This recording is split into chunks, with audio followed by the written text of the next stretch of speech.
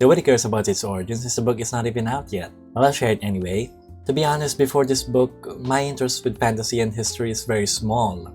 The inspiration for this book was not actually something that I stumbled upon, but it was more something that was given to me. I was actually part of a small screenwriting group with my former film professor before. We were kinda in partnership with a local film production company, and we were regularly writing storylines in hopes of getting them produced. One of those storylines was the origin of my book.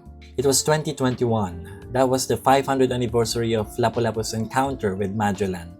I've forgotten a lot of the details, but they said that someone wanted us to write something like a mini-series.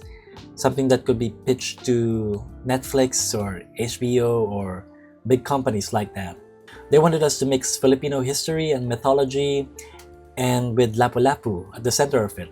I remember we were already imagining sequels for it, how we would traverse the entire Filipino history or something. But yeah, it was a big dream, and I kind of thought that it was highly unlikely to come into fruition. I remember that I wasn't even the one leading the project at first, but it eventually came to me because I guess it was more of my forte. And from then on, I fell in love with the project. The characters had different names back then, but the factions were there. There was the Aswangs, there was the Aghoys, or the Encantos as we usually know them. I had to change it to Aghoy because Encanto is a Spanish loanword.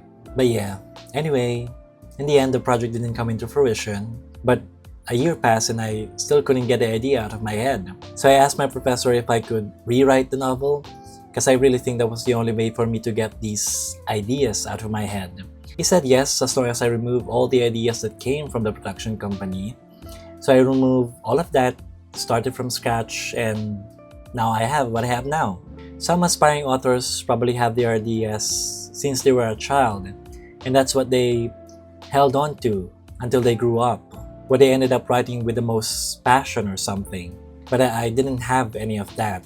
So I'm glad that project eventually came into my life, because I swear I don't think I've ever been as in love with a project as much as I have with that, with No Gods at Night. When querying literary agents, some people usually say that you gotta write another book if the one you're querying is not working.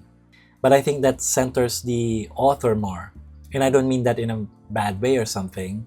It's just that I think that I'm going the self-publishing route now, because I think with this book, I'm less trying to become a published author, but more trying to publish this exact book, if that makes sense.